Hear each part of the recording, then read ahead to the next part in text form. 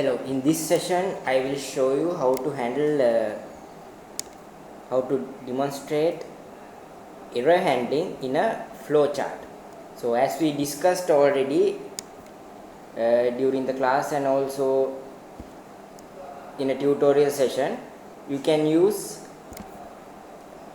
the available symbols in order to have the error handling. So error handling is just, if you look at a program generally without looking into the programmatical approach, or sometimes you are trying to, when you have, for example, in Python you have the error handling mechanism, you map the code into the design. So that is not the correct approach. So if you just look at the program specification, you can see if there's an error, the program goes into one path, if not another path.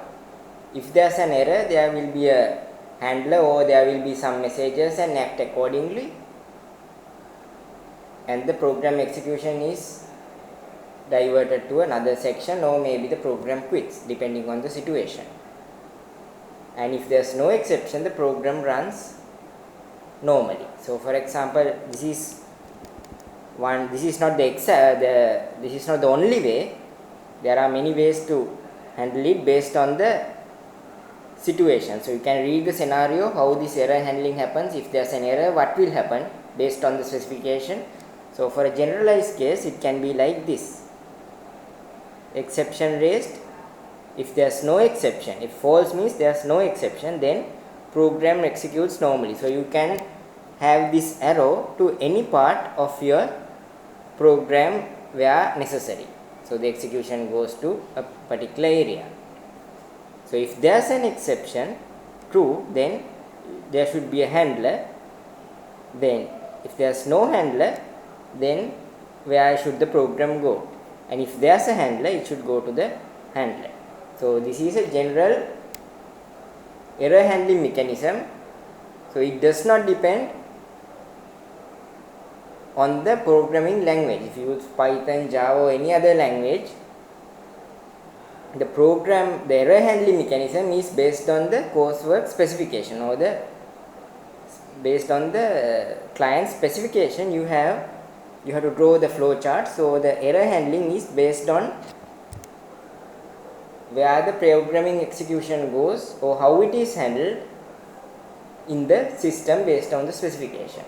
So the design should be common for all the programming languages, and when you are selecting a particular programming language, you can use language specific aspects to implement it, but the design should be something like this. So if I put it full screen, exception raised, false, it goes to one side, true, it's another side. So for example, another thing that we already discussed, how to have the modular design, how to have it in a flowchart. So when we are studying flowcharts, there was a special symbol. In that symbol, in the initial lecture, I said I will be explaining it in a later lecture. So in the initial lecture, we avoided that. But when we are discussing modularity, so if you attend the session, I discussed there will be a symbol you can put. For example, in a big system, finding the average, there can be a module. So you have that special module with the name written on it, calculating the average, and you have a separate flowchart which explains calculating the average. So on top of the flowchart, you can put the topic as calculating the average, same name which you put inside that symbol.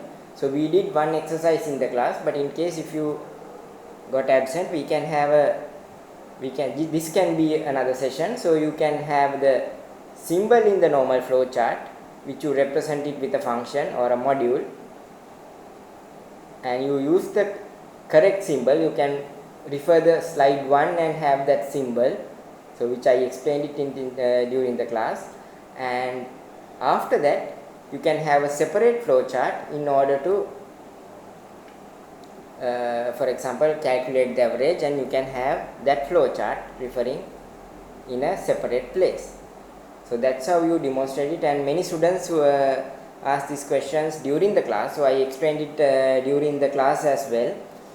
So many students, when they are submitting the progress update 1 and progress update 2, they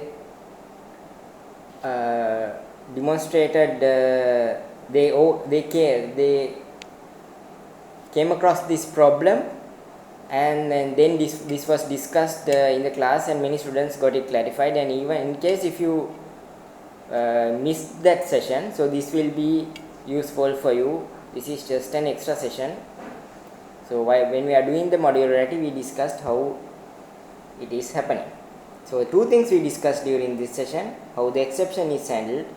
So you can see this as an example, and another thing is, if you want to have the modular design, you can have that symbol in the main flowchart, and in a separate place you can have that flowchart with a topic, so we can refer it.